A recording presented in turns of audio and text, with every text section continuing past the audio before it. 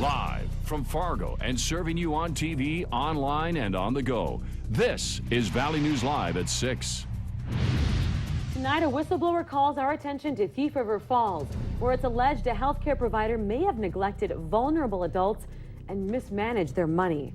Good evening and thanks for joining us tonight. In December, Sally Mum's license to provide care for vulnerable adults at her Thief River Falls home was revoked by the Minnesota Department of Human Services. Our whistleblower says the local prosecutor hasn't pressed criminal charges because of his friendship with Mum. Valley News Team's Neil Carlson straightens out the facts of this case. Sally Mum operated an adult foster care facility for vulnerable adults here in Thief River Falls. The Department of Human Services pulled her license and ordered her to pay a $1,000 fine after she allegedly gave the wrong prescription drug to a client. Human Services also claims that Mum may have mismanaged several $1,000s of her client's money. In the meantime, County Prosecutor Al Regala has taken some heat around Thief River for not filing criminal charges in this case. Some folks claim that since Regala is a longtime friend of Sally Mum, he simply swept the case under the rug. Regala says that's just not true. It is true that I've known Ms. Mum for a number of years, and therefore, as the case started coming into the office, I assigned it to an assistant who is investigating whether or not criminal charges should be pressed. And I thought that would be a more objective look at whether or not we should prosecute this matter. And Regala says it's going to take some time to decide whether the case warrants criminal charges, since it delves into complex financial transactions involving healthcare providers, the state, and clients. Initial allegations indicated that there could be some financial irregularities, and to do a financial case is complicated and very time-consuming. So, we just want to make sure we get all the facts straight before we make any final decisions. But the fact of the matter that we're not prosecuting because Al Regala's friends with Sally Mum is not true. From Thief River Falls, Minnesota, Neil Carlson, Valley News Live. We reached out to Sally Mum for comment. She hasn't got back to us yet. We will be watching this story and we'll keep you updated. If you need help uncovering fraud or corruption in your community, here's some advice. Call our Whistleblower Hotline. We'll do our best to get to the bottom of it. The phone number is on your screen, 701-237-6576, and leave your tip. We now know more tonight about the relationship between Andrew Sadek and law enforcement. Valley News Live has worked for the release of this information for months, and today we finally got it. Sadek was a Wahpeton college student who went missing last May, and his body was found in June in the Red River near Wahpeton. He died from a gunshot wound to the head, but there are many questions as to whether it was a murder or a suicide. A review of the drug agency handling the case details how Sadek was being investigated and how later the agency SEMCA used him as an informant in exchange for lesser or no charges. Valley News Team's Ashley Bishop has reaction from the reports and from Andrew's mother. Ashley?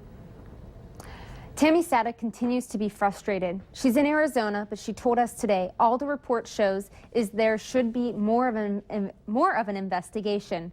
There are students in danger, and SEMCA is alive and doing what they please. The review also made 4 recommendations for SEMCA to follow.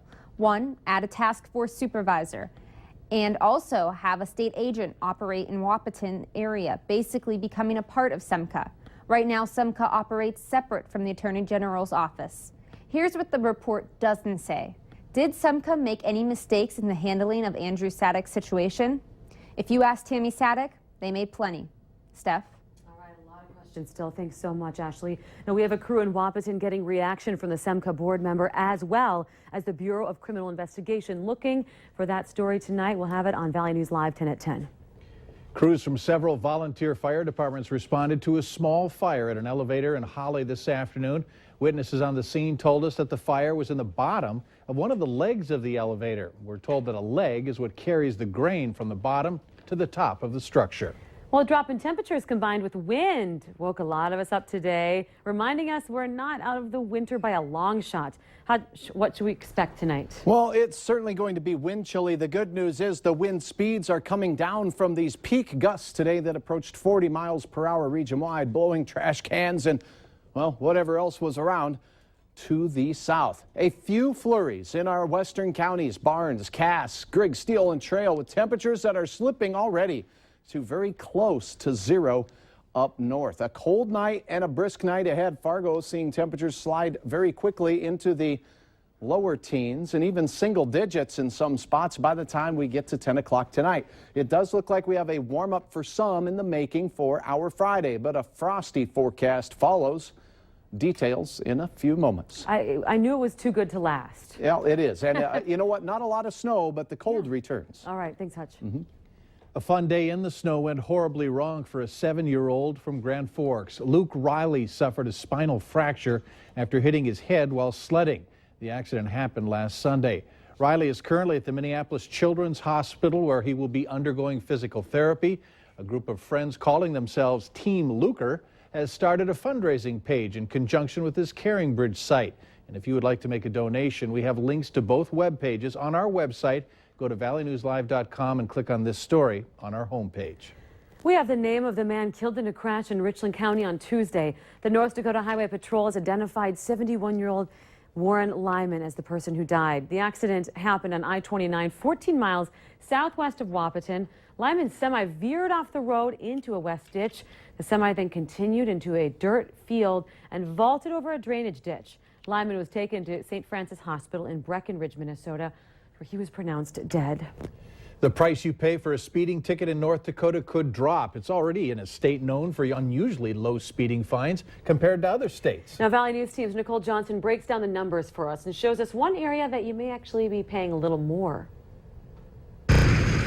Right now, if you get busted for speeding, has instructions on how to pay or contest the citation. the fine you get is determined by how much faster you are going above the posted speed limit on a graduated scale that ranges from $5 to $70. It should be just a flat rate. You would just think and make it so simple. Lawmakers want to simplify the way tickets are written, resulting in lower ticket prices. You're not making an impact. You know, there needs to be some kind of price to pay for what you're doing.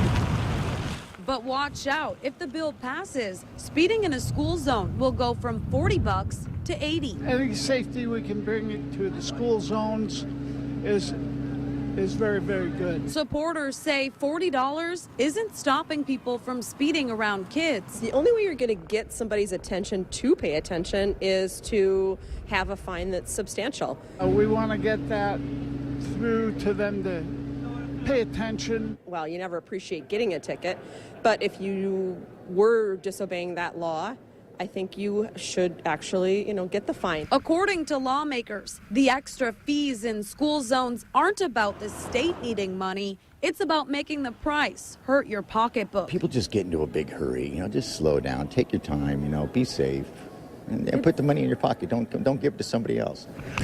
Nicole Johnson, Valley News Live. A House committee talked about the changes today, but it still needs to pass through the House and the Senate. The measles outbreak is getting closer to home with a case in the Twin Cities. A University of Minnesota student is the first measles case in the state, and the spread of the disease is extremely contagious. We really would like people to know and to how contagious measles actually is. If there's one person in a room who has measles, 90% of the people who are unvaccinated will get it. It's extremely contagious, and we want people to know their immunization. If they choose to vaccinate their children in school, to be aware of the consequences of not doing that. Choosing to be vaccinated will make you immune to the disease, and if you're unlucky and catch it, you will become immune once you recover. But before you seek a vaccination, it is recommended that you check your records. There are no reported cases of the measles in North Dakota. Well, later on Valley News Live at 6, no scrambling needed. We have all the details of a very interesting egg drop today. And it's cold and windy outdoors today. A little warm up before the real chill arrives. Details coming up next.